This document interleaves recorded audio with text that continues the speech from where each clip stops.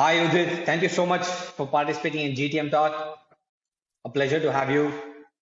Pleasure's all mine, Ashish. Thank you so much. Yes, for those who don't know, if you guys are on LinkedIn or Twitter, you definitely must know Udit.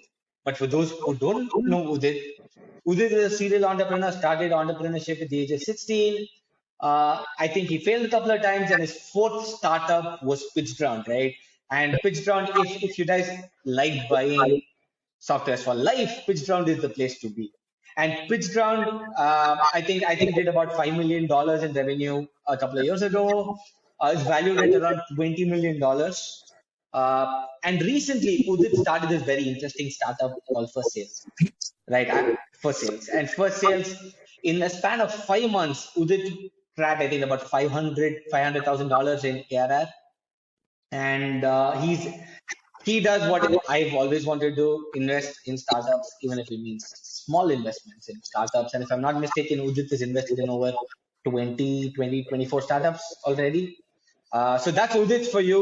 So Udit, I think I've done a decent job in introducing you.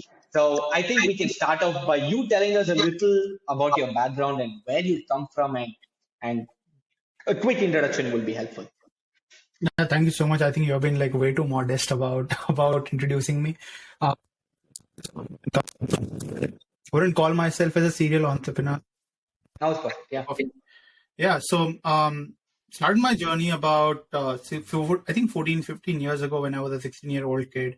Internet just happened to me. Was never sort of like looking out and looking to make a mark. Was absolutely clueless. I think I got into gaming very early. And from gaming, my interest just kind of like picked up. My curiosity was always into what's going on. So got into designing, then development, then built my first project, sold it, built my first startup, sold it, built my second startup, sold it. Third startup failed. That led me to build PitchGround. And when PitchGround was extremely stable, was making a lot of money, then I decided to rebuild my previous failure, which is now First Sales. So it's kind of like that ecosystem and cycle that I've been working on.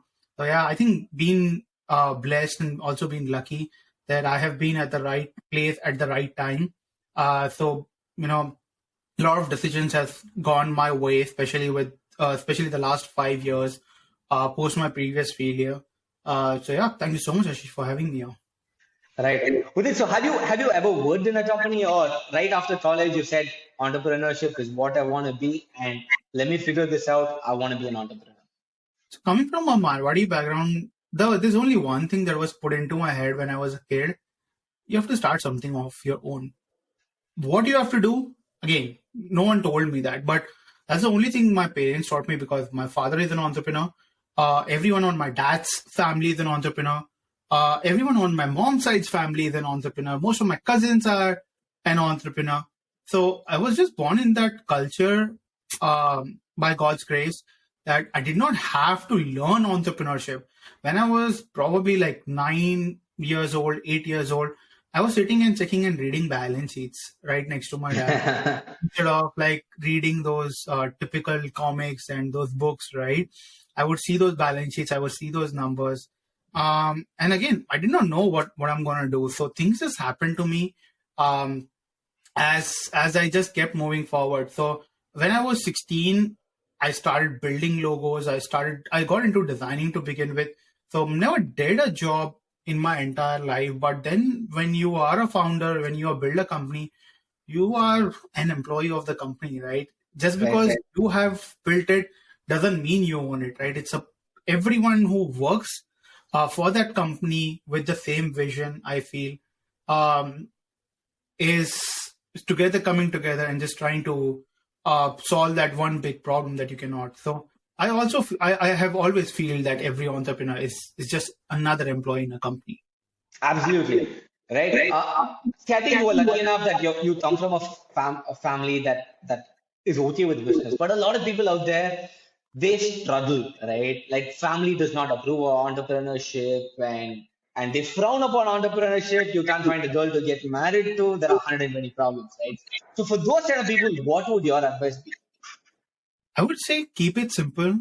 Start a side hustle, because Also, at the same time, when you're starting a side hustle, make sure that it's not about proving others right or wrong, but it's all about proving yourself right and focusing on your dream and vision. Ultimately, that's the only thing that matters. So start with the side hustle. If you are doing a job right now, start with a very small idea to begin with and make sure that idea gets validated. That's very, very, very important. And try to get a mentor. Back in my days, 15, 16 years ago, getting a mentor was impossible. Reaching out to people was impossible. If you would reach out to people, they would not even reply and respond to you because there was no social culture. Social media has sort of like started trending in India in the last 5, 6 years. It's not even a decade. And now when you reach out to people, they're a lot more accessible. Even the C-level executives of some of the biggest billion-dollar companies are approachable, which otherwise they were not approachable about 5 to 7 years ago. So try to get a mentor. That's very important because when you get a mentor, they will help and guide you in the right pathway.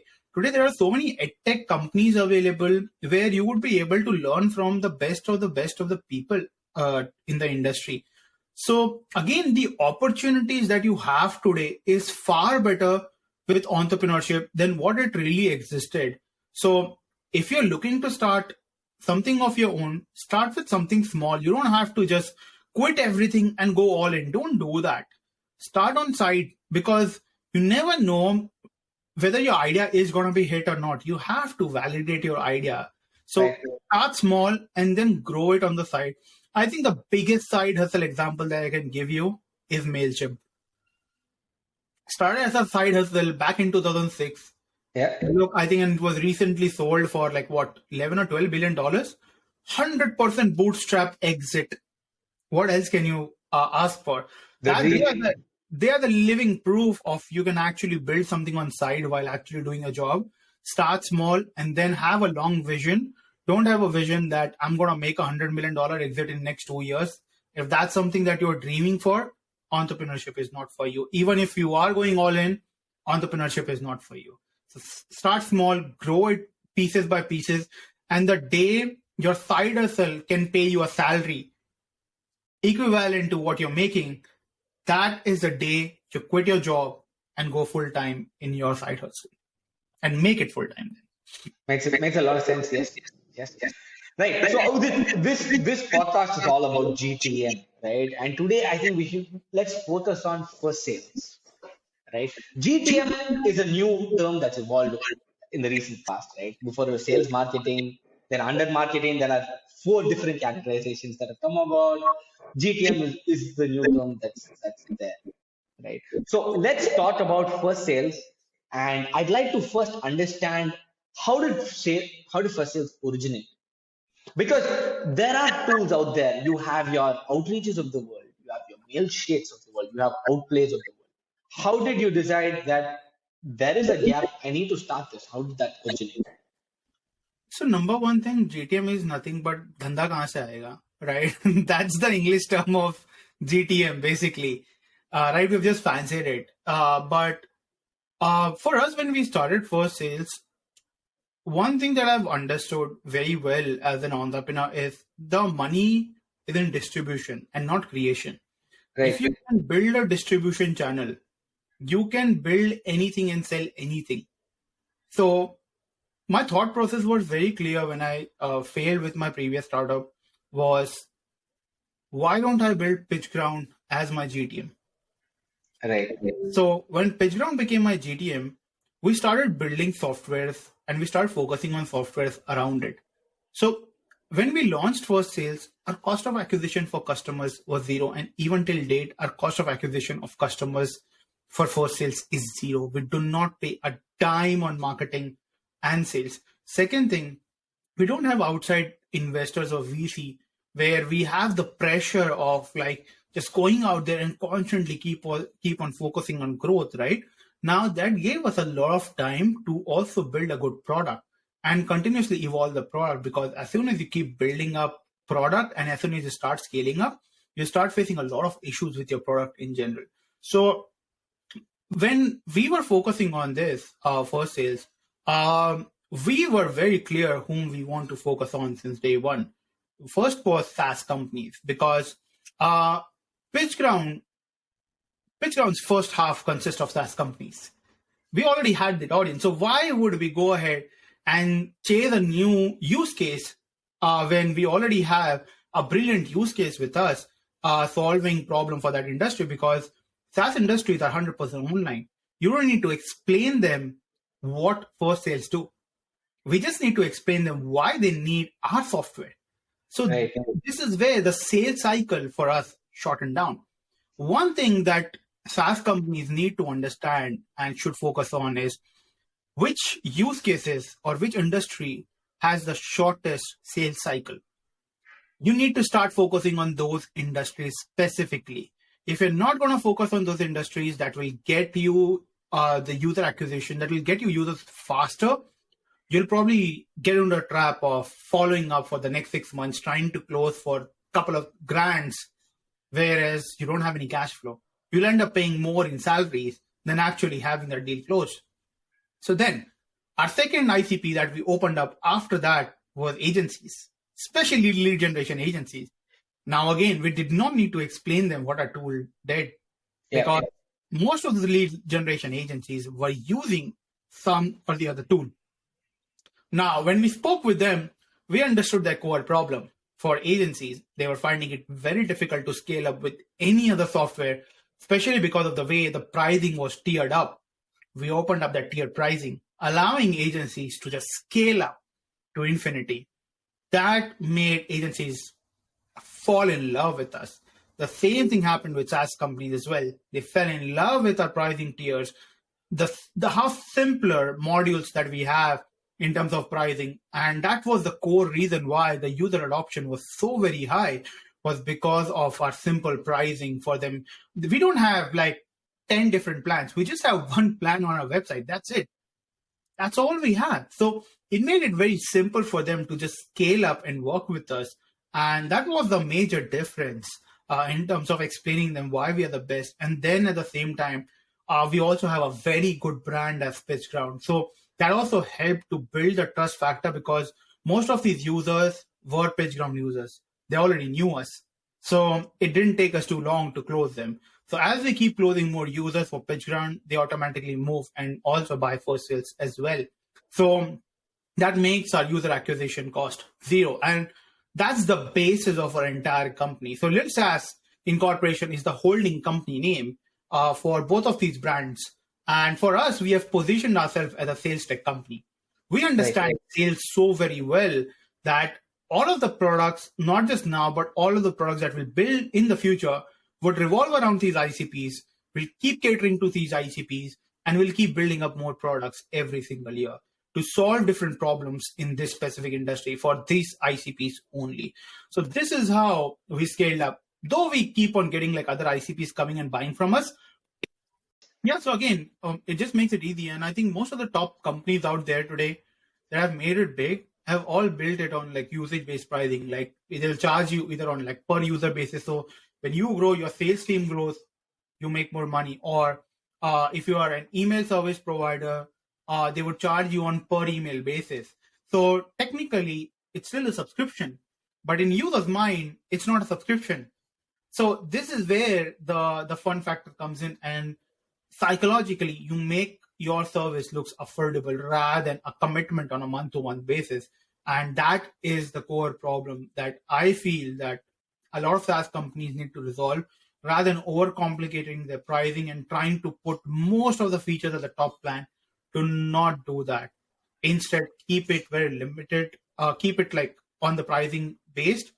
Give everything. Let your user enjoy every feature that exists in your platform. And that's when you both will grow together. Yeah, the product-led growth way. The whole world is talking about product-led growth. Have a product-led growth. There's no other way to have a product-led growth. Right. Adi, coming back to first sales, right? So I understand that PitchGround was your distribution channel. I understand that. But did you think there's a vacuum in this category and they need to build a product better than other products? Or did you see that these companies are not charging the right way? I can make a lot of money. Why not build something that's already built but do it better? What was your approach? No, so I think one of the core issues was that most of these companies were not innovating. So the kind of features that exist in first sales is yet to come out on any of our competitors' tool. So for example, just give you like a couple of examples. So one of the features that we have is something known as auto rotation of IPs and auto rotation of emails. So for example, in just a single campaign, you can put in 10 email addresses. It will just auto rotate and send out email and distribute all of the emails for outreaching across all of those 10 emails. Now, no other solution that I know has this feature. In most of the solutions, you will have to set up one campaign per email. Now, imagine if you have 50 emails, you will have to set up 50 campaigns. So much time is being wasted. Technology exists because you need to save the time. And this is where agencies come in. Agencies were frustrated because they would spend more time setting up the campaign than actually fulfilling the requirements for these companies. This was the number one reason why they love us.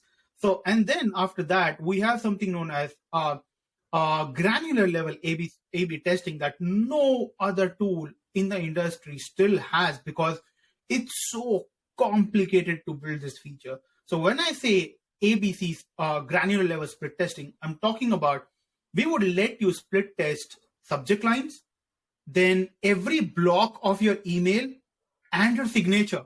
And those blocks would interchange automatically based on what you really want. So for example, your core message and CTA can be different. No one allows that. They would allow you ABC split testing, which means this is your entire A, this is your entire B email, this is your entire C email. You can interchange that, but you cannot do on a granular level. This, for marketer, is absolutely gold, because sometimes maybe my first line is right, but my CTA is not working. Now I can figure out. So those are the things that are yet to be existed in any of these platforms. So that's where we found like a great uniqueness in our product. And it's so difficult to build that it'll probably take others years, because this has to be built from scratch. Right. You cannot do this sort of designing at a very mature level stage of the product. This has to be done at the initial stage of the product itself. So that's where we have those core advantages. And I think this happens with any SaaS company in general, that when you start last, you can identify more gaps. So in SaaS industry, coming from the bottom actually helps you innovate better.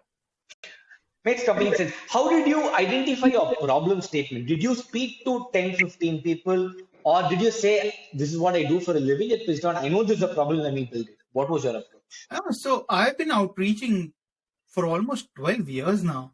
Right. When I built my first 2 startups as well, which I sold, again, it was outreaching. So majority of the sales were through outreaching. And when my previous startup failed, I was trying to build something like first sales. I already knew the industry and what needs to be done for the last 12 years. Right. So I didn't need to go out there and try to find out or even do that typical study, because my own problem statement was so large that I could just go out there and build it, because I knew and had done a lot of research for the previous startup that I was building and which failed, which now is first sales startup. Got it. And there's this thing in the startup community that people say, put out your MVP. There's one set of audience that says, like, take Figma, for instance. They did not launch their MVP. They worked for their product, I think, for 2-3 years and then finally launched their product, right? So what is your approach when it comes to this? Do you think an entrepreneur should start selling his MVP or getting users on his MVP? Or do you think he should wait for that time when he thinks his product is ready and then start selling? It comes down to how much money you have in your bank. It purely comes down to that, right? So as far as I remember, Figma was funded. So they took a lot of time to get the product out there. Unless and until you have that money, go agile, right? Start small. And every time you work on a solution, make sure that you are able to onboard 500 to 1,000 new customers before you end up building a new solution, because it will cost you ridiculous amount of money and user testing to ensure that you build a stable solution. So build an MVP, build a very small solution, just build one solution at a time. That's it. Once you build that, try to sell to 1,000 people, because if you fail to sell to even 1,000 people, how do you expect to build more and sell more? So you will get into that never-ending loop of just building, and that's the biggest trap for building a SaaS. That's a disaster of recipe, because every time, and also when you are at an initial stage, you need to learn to say no to more people than saying yes, because everyone would come and say, I need this as well, I need that as well. Just tell them, sorry, this is what we have right now at this best pricing. If you feel this is the right product for you right now, you can buy, or you can just probably opt for some other solution that's available in the market. That's it.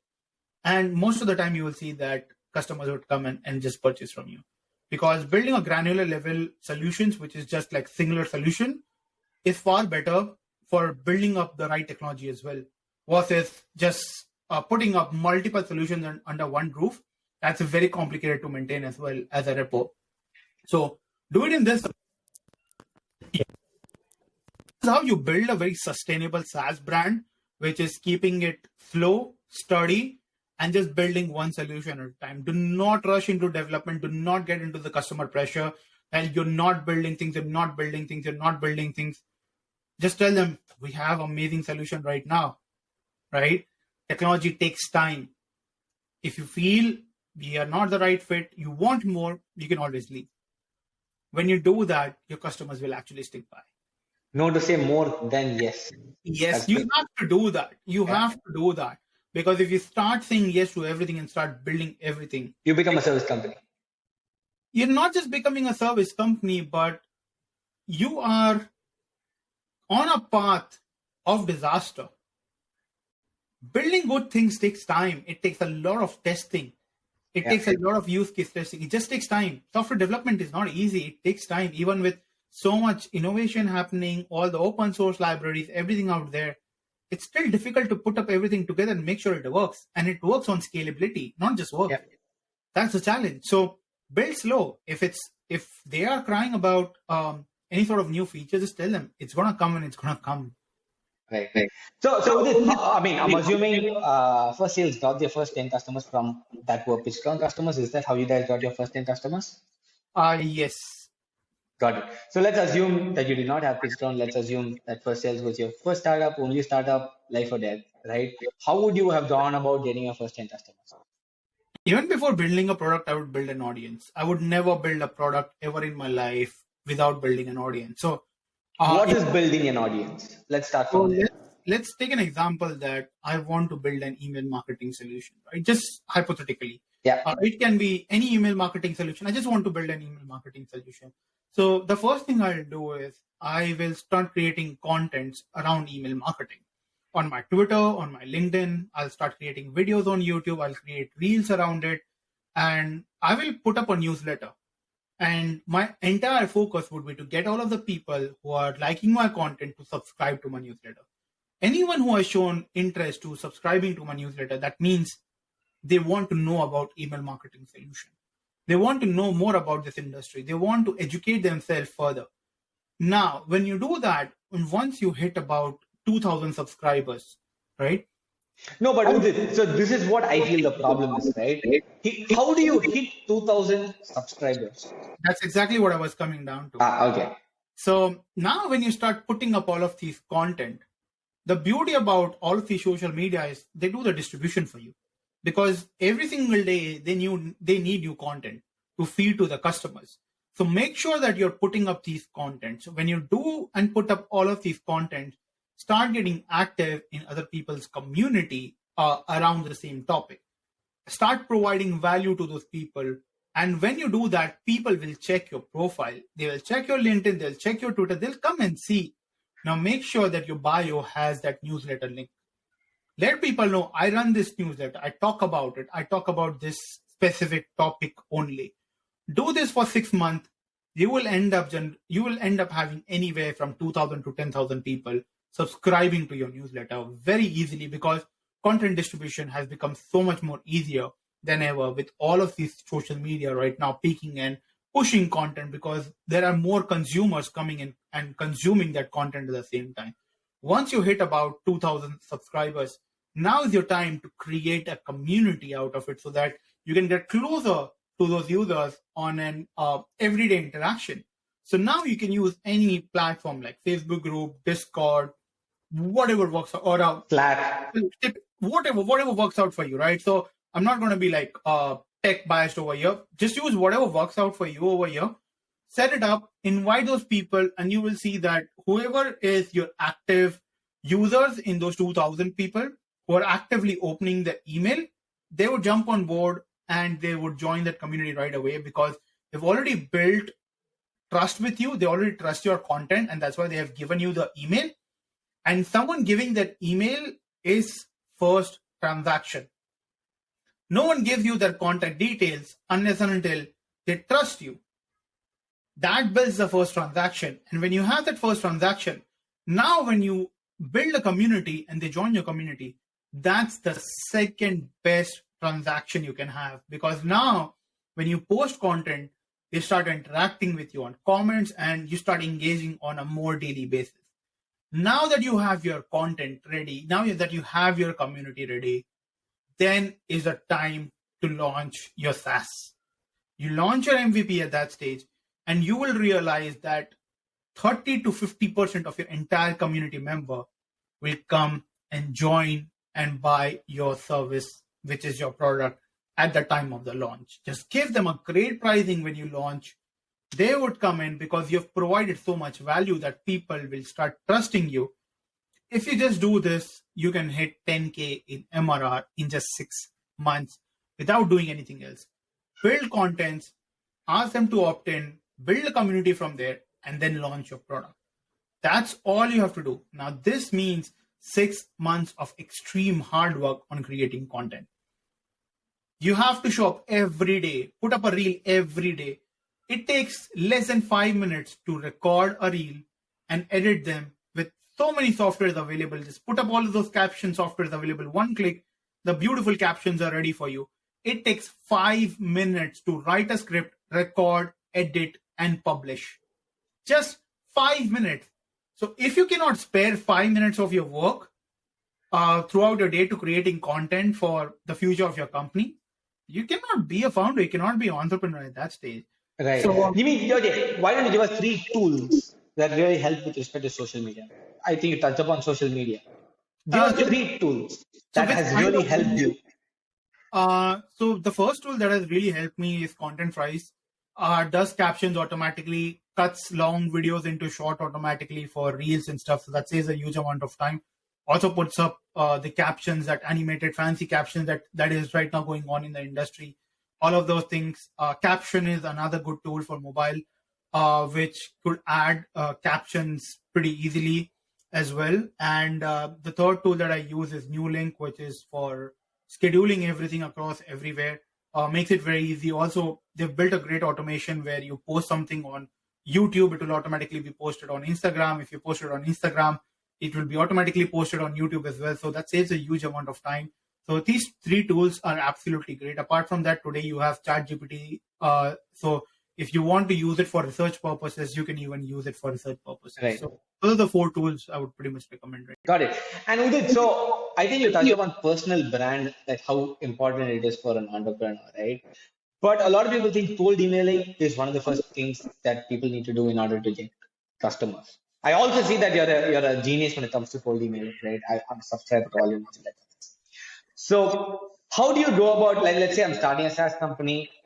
What should be the first sequence that I run? I think prior to sending cold emails, there are a few things that people forget.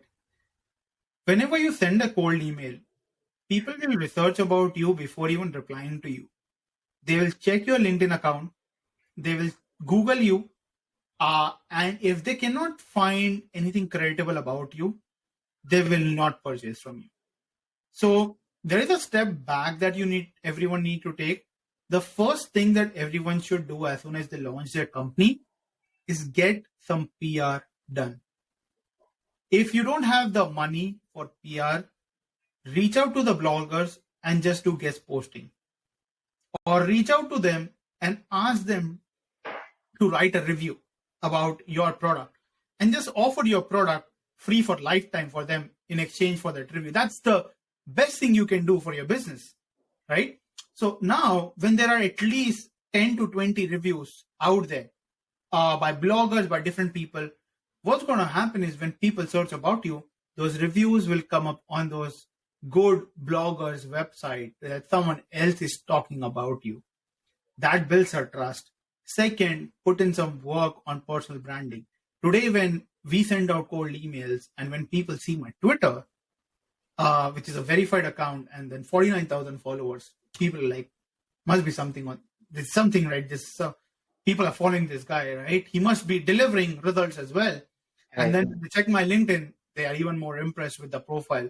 So my response rate is very high because of these reasons. And then they go and check and find me on Instagram and they see this guy's active here as well. I want to do business with such people because if they are doing and putting in so much effort for their own business, they can help me grow my business as well. Now, if you are selling software as well, you are helping someone grow their business. That's what you're doing. You're just productizing the entire services in the form of software. So that's still helping.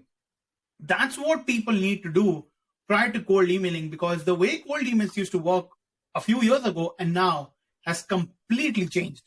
And then you need to start sending out cold email. Okay, so you've gotten into the why somebody needs to do PR, right? Let's come to the how. I'm a small entrepreneur. I'm just starting out, right? So do I go to a PR newswire and write an article and let that take its own course, or should I reach to specialists, spend a bunch of money, and get my PR? I would say just spend a bunch of money and just get specialists. It'll probably cost you about anywhere from $2,000 to $3,000 at the very most, and that's probably like one of the best chunk of money that you'll send. If you do not have that sort of money, use bloggers, reach out to them, give them your product for free in exchange for a unbiased opinion and review on their platform. So that works out pretty well as well. Do those two things prior to sort of like reaching out and sending out any cold emails, because if you don't do this, you're going to have a terrible response rate. You can have the best sequences, but you will not get a response from people. Got it. Okay, so first step, personal brand. Second step, do your PR, right? Third step, do you say cold emailing, or would you focus on SEO? Sorry? Would you focus on SEO, or would you say you can start with cold emailing? I think you can just start on the cold email right away. SEO takes a long time. SEO today kicks in after a year, 2 years, and that's more of an inbound channel. But you can just start doing cold emails right away after that. And when people come and see your profile, and even when you add a signature, right, and put up your LinkedIn account and Twitter account in your signature, when people click on it, and when they see who you really are, that makes them feel, this is interesting. I need to speak with them. Even if I don't buy, let's just get on a call. That's the only thing a salesperson wants. Once they get on a call, if someone is a closer, they know for the fact that they would close that person on a call. Yeah, makes sense. I think you're a genius when it comes to community building. I think that's been the backbone or one of the reasons of your success, if I could say. Right. So if somebody were to start a community, how should they go about it? Like we know the whys, like you explained very clearly. How does one go about it? Let's assume I just have 1,000 connects on LinkedIn. How do I start? Where do I start? Again, so community building is very different than social building. So do you want me to share more about social building, or do you want me to share more about community building? Let's start with social building and then we'll go to community building. Okay. So again, it's very simple. Put up good quality content. There is no secret to good quality content. If you share good quality content that can help people grow, it will make your contents go viral. And many of my such contents have gone tremendously viral because I've just been very open and honest about how things work, and people have seen results out of that. Do that. Second, collaborate. If you're not going to collaborate on social media, you're not going to grow. It can be any platform. You look at all the top brands, they don't compete, they collaborate. Even if you look at, let's say, Zomato and Swiggy, right? You will never see them competing. You will always see them collaborating with each other in some or the other way. So when you are doing social building, go out there and collaborate with people. That's the only way for you to truly grow and grow very, very, very quickly. That's the biggest growth hack for social growth and social growing. If you see a lot of these, so for example, this is a collaboration, right? You're using and doing this podcast, and where I'll probably share it with my audience. So more and more people get to know about your brand. That's what collaboration is all about. So just collaborate with people. If you don't want to do any of those things, just go live on LinkedIn. That's all you have to do, right? Invite someone and just talk and share good information. Just make sure you are being very authentic, and every information that you share, ask yourself, are you using it yourself? And is it going to help someone? If it's not going to help anyone, please do not share those kind of content. Got it. Udit, there's this big thing in social media or in the marketing world, quality versus quantity, right? What's your take on this? You can actually do quality with quantity. So to give you an example, my entire 2023 worth of reels is already pre-recorded in the month of December. My editors are just editing it, so I can. That's why I can freely now do more collaborations, grow more. So it's very important to have content batching, so you can scale with quantity today without compromising the quality, as long as you have the right process in place of how you are creating and building up and generating contents. Got it. And you spoke about collaboration. Let me just take it one step further with respect to partnerships, right? Partnerships is a channel for companies to sell. Have you used that in first sales? Like, is partnerships a channel that you guys are using to sell? Not as of now. Okay. For sales, we did not have to, because we're already doing what for PitchGround. So Okay. we didn't need to have a need for it right now at the initial stage. We still have so much audience that we are yet to tap into that existing audience completely. So once we burn out that audience completely and we have stopped our growth, then we open up for more partnership opportunities at that stage. Got it. But how do you think companies should go about partnerships? Because if you're a small brand, it's harder to partner with bigger brands. So you need to partner with smaller brands. So how do you think companies should go about this? So when you're starting out, you don't need to chase to partner up with bigger brands. Just go out there and collaborate with smaller brands itself, because that smaller brand still doesn't, all their audience still, they don't know you. So even if they have, let's say, 1,000 followers, none of the 1,000 followers know who you are. 1,000 people can fill up multiple conference rooms, right? So people often forget that. So it's not the numbers game. Also remember that when you are collaborating with micro influencers, it will make a far better impact, because those audiences are very dedicated as compared to a mass audience. Right. So start small and then grow your way up to the top, because as you grow, as you collaborate with more people, so let's say that if you end up collaborating with 50 people this year alone, that 50 people into 1,000 audiences, for an example, each, right? That's what approximately 50,000 people now know about your brand. Right. Which don't know last year. And out of that, possibly maybe let's say that if you have 10% conversion rate, 5,000 of those people will start following your brand. Now, from 0, you grew to 5,000 in a year.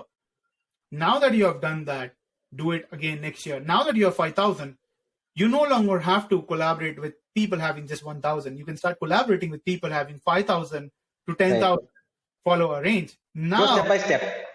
That's it. Go slow. You don't have to rush in, right? Growth comes in when you are growing at a sustainable level. So don't try to overgrow yourself, because that's just impossible. It takes time to build a business. Right. So now let's come little more deeper with respect to first sales. How did you get the first 1,000 visitors or 10,000 visitors on your website? Right? Is it all through PitchGround? Yeah. Again, we had built a distribution. I have fantastic personal branding. I think I have close to around 100,000 followers. Businesses, and all of these are businesses, right? Yeah. These are I don't do entertainment content, so all of them following me are businesses. So I just had to put up a word, done, and boom, our traffic started flowing in right away after that. Right. And today you're at 500K ARR. Is that where you stand? Or that's grown? That's grown just around 600K. So we're not scaling up from here, because we are working on version 2 right now at the moment. Okay. So as soon as we complete our version 2, we'll start up the scalability. And are you looking to raise money?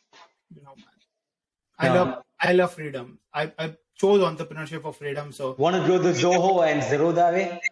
No, it's not just about that, right? I chose entrepreneurship for the purpose of freedom. I don't need to be told what I need to do by someone with money just because they've given me the money. I want to do it my way. Things are industry. moves at a very rapid pace. And the problem with a lot of VCs is they don't move fast unless until they get the pressure of delivering the returns faster. So the pressure is when there is a recession, we are unaffected. We did not let even a single person go. We are still growing because our fundamental hasn't changed. Our fundamental is the same. More and more users now know about us. We focused on these fundamentals while everyone else was focusing on the other side of the fundamentals, right?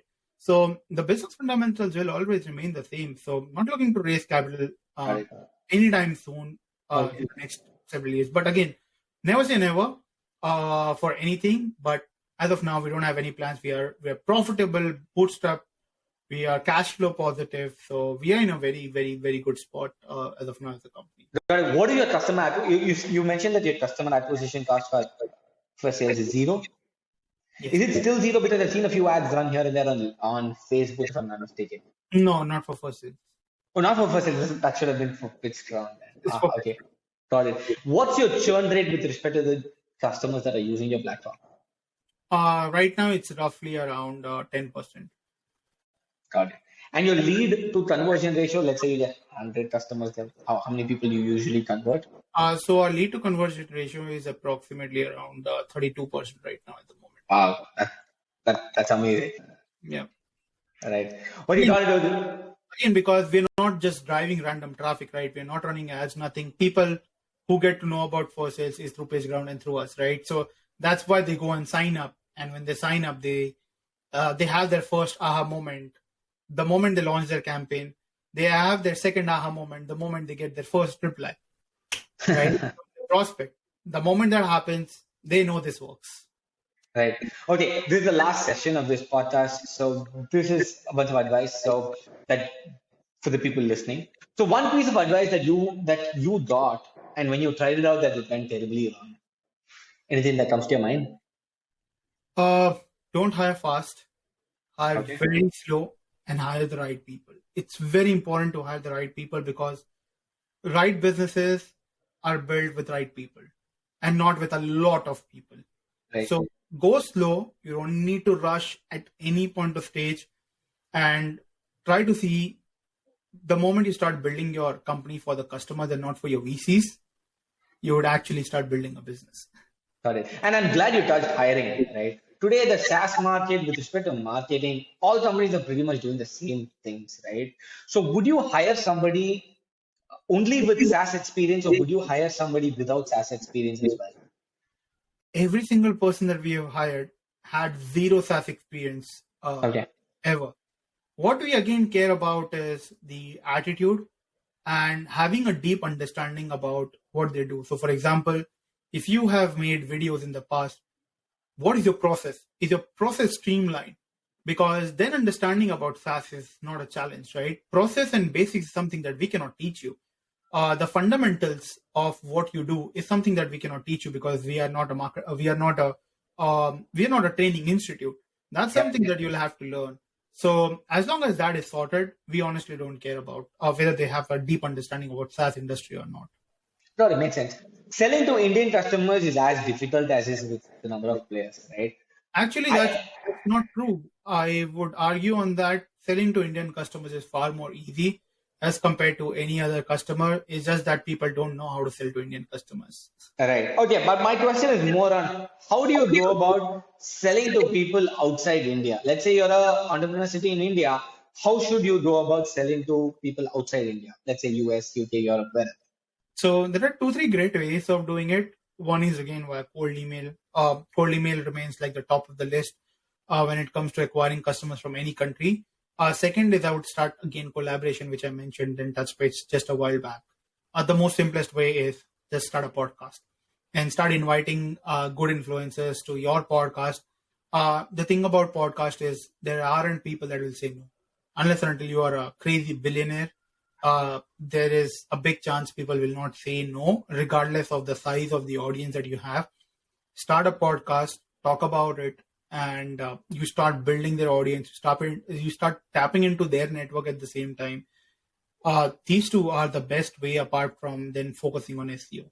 But SEO is something that I would probably say like focus on after 2 or 3 years of running the business. Don't focus it on day one, because it can take up to a year until you start seeing some good and decent results.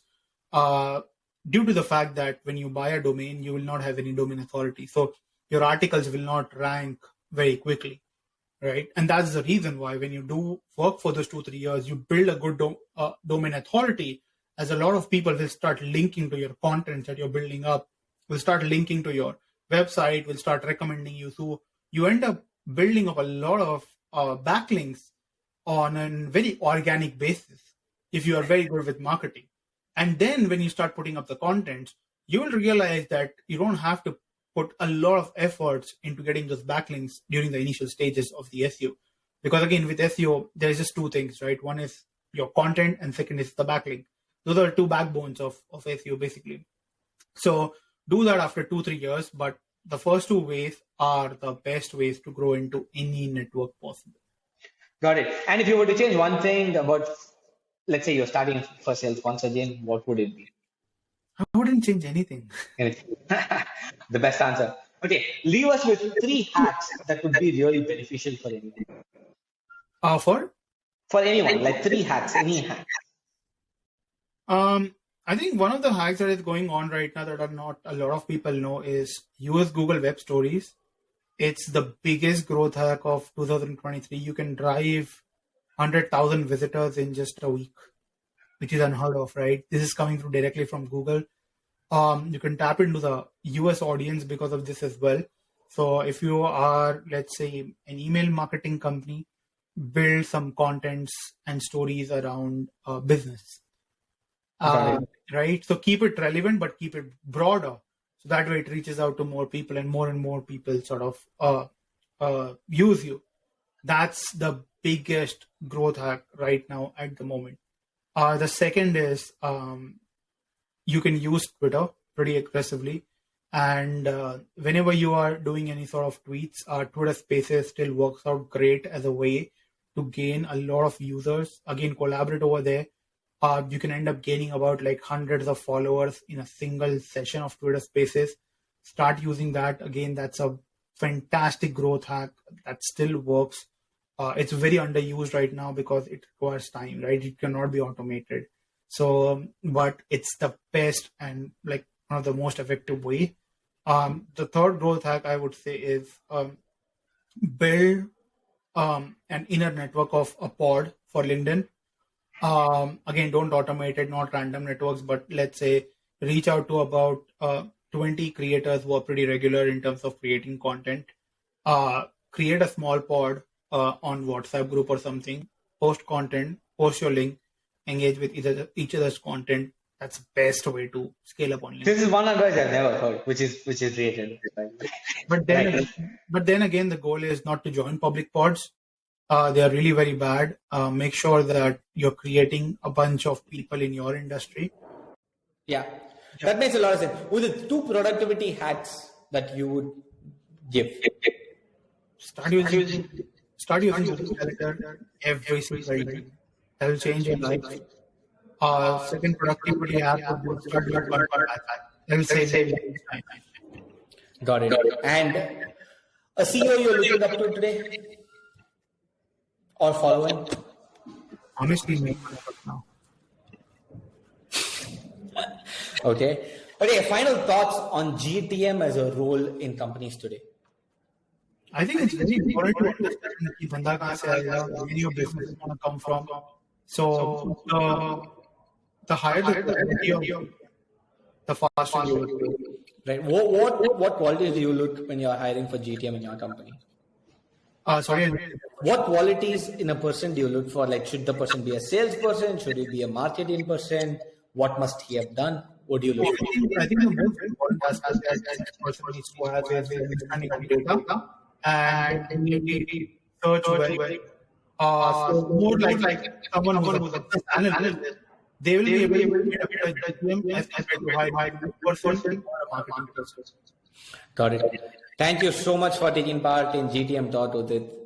Had a lovely time connecting with you. Hopefully, we'll be able to do many more in the future. Thank you so much. Thank you.